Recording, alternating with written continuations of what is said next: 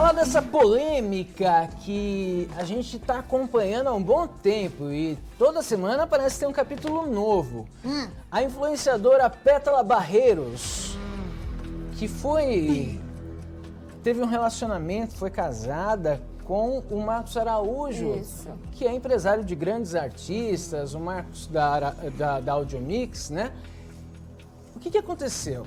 A Pétala, ela pediu na justiça a prisão do ex-marido dela, do Marcos, e também uma medida protetiva contra a atual namorada dele, que é a Lívia Andrade, que está sendo envolvido nessa polêmica aí. Mas a justiça negou os dois pedidos, é isso, Faxina? Exatamente. A justiça negou os dois pedidos, porque para a justiça faltam elementos, faltam argumentos que evidenciem esses pedidos. A Pétala Barreiros, ela pedia no processo, que foi protocolado, inclusive, junto à Vara de Violência Doméstica e Familiar contra a Mulher, em São Paulo, e ela pedia que o ex-companheiro, que o ex-companheiro descumpriu uma medida protetiva que já existe em favor dela. E aí ela também solicitava, nesse mesmo documento, uma medida protetiva contra a apresentadora Lívia Andrade, que é a atual namorada do Marcos Araújo, porque, de acordo com a defesa de Pétala, a Lívia estaria causando medo e transtornos psicológicos à vítima, a Pétala. Os três estão em guerra desde o início do ano, né? E a situação ficou ainda pior, vocês vão se lembrar, quando em setembro a Lívia acompanhou o Marcos no teste de DNA do filho mais novo da Pétala. Ela ficou, inclusive, lá na porta do lugar onde estava fazendo o teste, esperou a Pétala sair e tudo mais, não foi? Exatamente. Isso aí causou uma grande polêmica. Por que ela foi acompanhar? Se ela tinha direito de estar lá? Que aquilo foi uma afronta, que ela foi para intimidar. A Lívia falou com seguranças. A Lívia depois se pronunciou sobre isso também. Disse que é direito dela, que se ela tá com alguém, ela tá com alguém na alegria, na tristeza, no exame de DNA, onde quer que for, o que a pessoa precisa fazer, que ela tá ali junto como companheira. Então, que ela tava no direito dela, que ela não foi lá para fazer mal para ninguém, ela foi lá para acompanhar o namorado. Enfim, a polêmica se instaurou aí. É uma história antiga e já existem medidas protetivas para os dois. O Marcos, ele conseguiu uma medida judicial favorável que proíbe a Pétala de falar o nome dele em qualquer mídia. Então, ela não pode citar o nome dele, fazer críticas na internet usando o nome dele. E ela conseguiu uma medida protetiva que impede o empresário de se aproximar mais do que 300 metros dela, ou que faça qualquer tipo de contato, inclusive contato por meios digitais. Eles estão separados desde 2020, tiveram uma união estável, eles têm um outro filho, o Lorenzo tem 6 anos. E aí agora, na separação, também foi pedido o reconhecimento de paternidade do caçula da Pétala, né? Foi quando eles foram fazer lá o exame de DNA. De DNA, exatamente, que está perto de completar um aninho aí a criança. Agora, nesse processo que pedia a prisão do Marcos, a Pétala justificou dizendo que após a separação, que ele começou um novo relacionamento e que junto com essa nova companheira, lá a partir de dezembro de 2020, eles passaram a expor a vítima, né? No caso ela, esse é o texto da defesa, né? Passaram a expor a Pétala nas redes sociais. E por isso, então, a Pétala acha que a medida protetiva que ela tem não vem sendo cumprida. Porque com o consentimento do Marcos, a Lívia vem, então, comparecendo nas mídias e redes sociais, falando dela, de acordo com ela, proferindo injúrias contra a Pétala, para causar uma pressão psicológica, para causar um abalo emocional na Pétala. Ela sempre repete, né, que o Marcos usa a Lívia para falar as coisas e tudo mais. Ela repete muito isso. Exatamente. Né? E como o Marcos tem uma medida protetiva que o impede de falar dela, mas a Lívia não tem. De falar dele, no caso, né?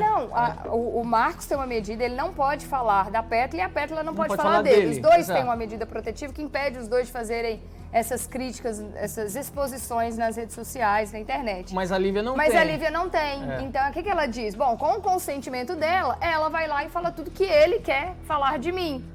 E então, ele é como se ele estivesse descumprindo essa medida protetiva e por isso ela pediu, então, a prisão. Porque se descumpre a medida protetiva, então você pede a prisão, é o próximo passo. Só que a juíza entendeu que não existem argumentos suficientes para isso. A irmã da Pétala também vem se posicionando bastante, né? Inclusive falando porque ela também não tem nenhuma medida contra ela. Né? A irmã da Pétala foi inclusive quem fez o vídeo. O vídeo, eu acho que a gente até tem esse vídeo aí para rever, que é o vídeo quando eles estão lá durante o exame, né? E ela passa, a irmã, aí, esse daí, na imagem, na tela. Que ela passa segurando o bebezinho, que foi para fazer o exame de DNA, e ali atrás, junto com segurança, tá a Lívia, ela ainda dá um tchauzinho. Tal, as duas ainda... Esse vídeo foi feito pela irmã da Pétala, né? Ela até faz um coraçãozinho ali com a mão também, a Lívia faz um tchauzinho.